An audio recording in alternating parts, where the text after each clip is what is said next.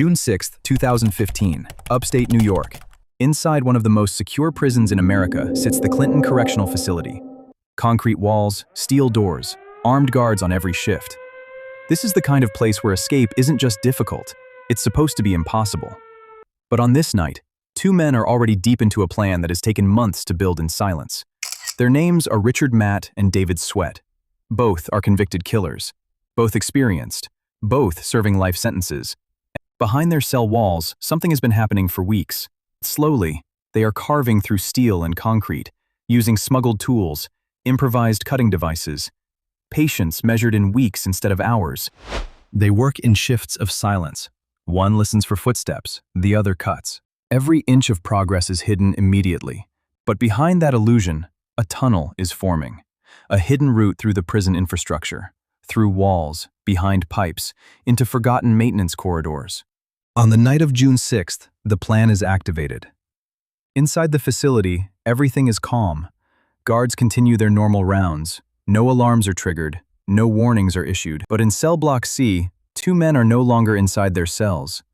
They move through the internal tunnels carefully, every step measured, a manhole cover leading out of the prison system. One by one, they climb out, into the outside air, into freedom. By morning, truth is discovered. The figures in the beds are fake, made from clothing, stuffed to resemble sleeping bodies. The prison goes into immediate lockdown. Sirens sound, doors seal, guards flood the corridors. A full-scale manhunt begins, led by the New York State Police and supported by the Federal Bureau of Investigation. The search area expands rapidly. Forests, roads, small towns near the Canadian border. Helicopters scan the dense wilderness. K-9 units track scent trails. Checkpoints are established on highways. Every vehicle leaving the area is stopped and inspected. But investigators also know something else. The escape was not just internal. It had help from the outside. A civilian employee named Joyce Mitchell is identified as a key link. She had access to restricted areas and allegedly smuggled tools used in the escape. She was also supposed to help them after they got out.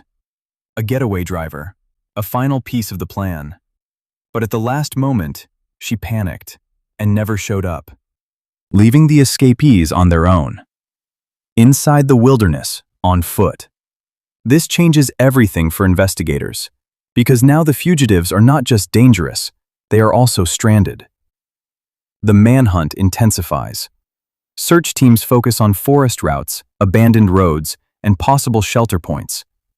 Every abandoned cabin becomes a potential lead. Every footprint matters. Media coverage explodes nationwide. Then, finally, a break. June 26, 2015. Authorities locate Richard Matt. He is hiding in the wilderness. When approached by law enforcement, he refuses to surrender. A confrontation unfolds. Shots are fired. The situation escalates quickly. Matt is killed during the encounter. But the search is not over, because the second escapee is still missing, David Sweat.